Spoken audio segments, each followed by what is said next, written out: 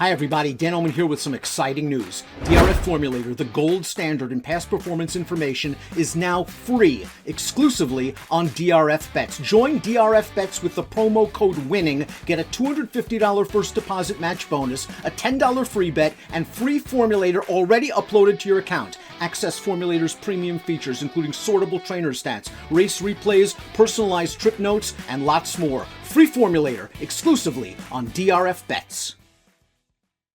Dan Illman, Mike Beer kicking off the 20-cent Rainbow Pick 6 at Gulfstream Park on Florida Derby Saturday with greatest stakes action. It's the Grade 2 Pan American race number 9. We're going 1.5 miles on the turf, 3 turns. Let's take a look at this field. It features the seasonal debut of multiple Grade 1 stakes winner Gufo, the number 3, who won the Sword Dancer and was a very deserving winner of that prestigious race at Saratoga last summer. Ran okay in the Joe Hirsch Turf Classic 2 starts back. Breeders' Cup Turf was outrun early, but this horse has a lot of ability. Yeah, he's a good horse. And, you know, at the end of the day, Dan, they've just found a really nice spot here to bring him back off the layoff. As you mentioned, he's a multiple Grade 1 winner. This is a good field, but Gufo's used to, holding his own against much better horses. And he would appreciate a little bit of pace up front. You might get it. Let's throw up the Timeform US pace projector. Midday Image is going to get forwardly placed. Tie to the C, though, the 4 has shown speed in the past, and I got to think the number 5, Aban, they're going to let him roll early out of the gate after the trip he had last time. Yeah, you would think that they're going to try to go forward. Again, I mean, listen, Aban tried to get forward last time. They just outran him to the lead there. I don't think this pace is necessarily going to be as fast, but I do expect him to get more forward this time. A horse that could work out a trip at a price is the number 1, Novo Sol, a stakes winner on turf in his native Brazil. He made his North American debut in an off-turf race that was switched to the Tapita surface, and he looked very good at a big price for Safi Joseph. Let's watch Novo Sol. This race at the about 1.16 mile distance, he tucks in just in behind the leaders. He's going to swing to the outside, and once he gets clearance, Mike, he finishes off very nicely. What a promising North American debut for a horse that should handle longer without a problem. Yeah, it feels like he probably wants longer distances. I'm with you. I thought he ran well in here. The horses that are going to wind up, second and third, they're New York horses, more, sort of allowance grade. But he won that race pretty easily, and it feels like it was probably just a starting off point for this horse. Now they're going to stretch him out. We'll see if his form from South America translates. He ran some pretty good races going longer down there. This is a steep hike in class for the 2, Midday Image, who won the Claiming Crown Emerald in 2021. He loves Gulfstream. 5 of 7 over this surface. He likes to win races. 10 of 24 lifetime, and he's won at 1 mile 3/8. So maybe if he can get to the lead and drop the anchor, Paco Lopez can help him sprint home. Let's watch his last race going 1 mile 16. He ran well in this race. He just took no prisoners. He went to the front. He threw down some legitimate fractions, and he keeps right on rolling along by far. A career best from a buyer speed figure standpoint to 100. He's the speed of the speed. Yeah, he is. He's run a couple of fast races recently. I guess it sort of makes him a little dangerous in here, Dan. He's going to go to the front. I don't think he's going to be very lonely up there. I wonder if he hurts the chances of some of the other horses who want to be forward early, though, Dan. This horse is in good form right now. Gufo's going to take the blinkers off for the great Christophe Clement. He won the Belmont Derby without blinkers in 2020. I liked the push button speed he acquired in 2021. This horse was a 1-run closer early in his career, but in some of his races last year when he was getting really good, he would get into the race and he'd be right in the thick of things when they turned into the stretch. That was the case in the Sword Dancer. It was not the case in the Breeders' Cup Turf, where he was last and actually following Yabir's cover turning into the stretch. It just wasn't his day. It wasn't. I'm not going to hold the Breeders' Cup against him. You're right, though, about the rest of his 2021 campaign. He did get a little handier. As a matter of fact, it feels like that running style probably cost him in the Turf Classic 2 back then. They went way too early in there and took it over. You hate to see him, or at least I hate to see him getting beaten by a horse like Rock Emperor, who's just not that good. But it feels like Gufo just got the wrong ride that day.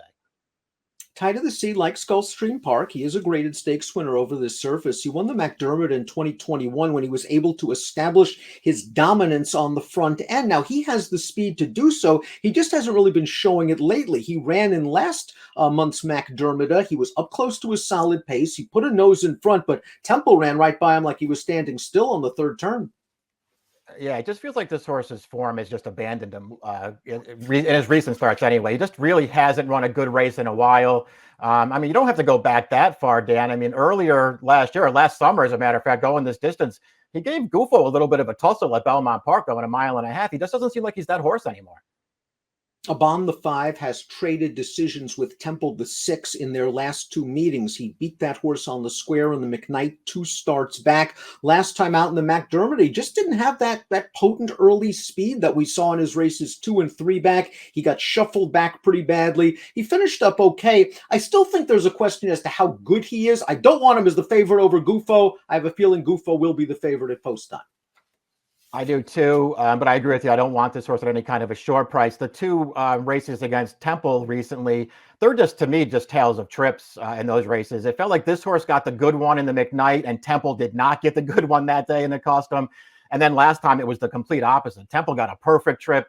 This horse, for whatever reason, Dan, just could not make the lead. He was under a ride from Saez when the gate opened. They beat him to the lead, and once he couldn't make the front, he got shuffled back, and he was never in position to really run. He actually didn't run poorly last time. I was actually encouraged by that performance from this horse. Temple is a very honest horse, and he usually gets good trips. That's why, too, back in the McKnight, it was somewhat shocking that he didn't get that trip. Well, he got it last time out in the McDermott. He sat in the second flight. We're going to take a look at that race right now. He went right by the pace setter on the turn. He's got a clear lead turning into the stretch. He's going to hold Shamrocket at bay. You see Abon, who's still in the thick of things, despite being shuffled back in the early portion. He'll flatten out. Good effort for Temple. 100 Buyers speed figure.